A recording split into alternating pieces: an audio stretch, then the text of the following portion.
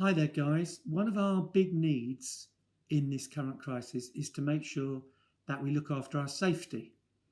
And there's lots of practical things we can do to do that. First of all, we do what the government is telling us to do. So we stay at home, we wash our hands, and we make sure that the only times we go out are for the reasons that we're allowed to go out. So that's for our essential shopping, that's for going out to help those who are more vulnerable and maybe aren't able to go out, and our once a day exercise, which I think is really important and really helps us to feel good if we go for a walk or a run or a cycle or whatever. Then the next thing really is just ration what we take in, particularly of the bad news that's happening at the moment, which we do need to know what's happening, but we don't need to know about it all of the time. And I know it can make us feel quite low, so it's probably good to pick a time that suits you well, wherever that might be, maybe once or twice a day, and probably avoid things like rolling news, notifications, all that kind of thing as well.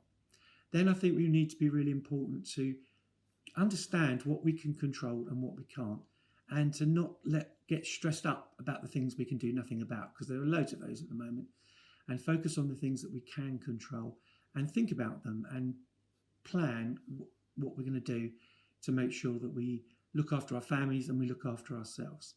Then we need to practice gratitude. I think this is probably the most important one, for the lovely weather we've been having recently, for the fact that we have our friends and our families and those that we are in contact with, for all the good things that are going on, all the people that are just doing wonderful things and helping one another, and for our NHS workers and all of those too. I'm sure there are loads more things you can think about as well. And I think we need to be thinking about protecting our children, and particularly those that are younger, only telling them what they need to know, and obviously explaining why, and just thinking about about them having a really good time in the next few months. And it'd be great if they look back at this time and think, this is wonderful. I spent lots of time with my family and with my parents, and it was such fun.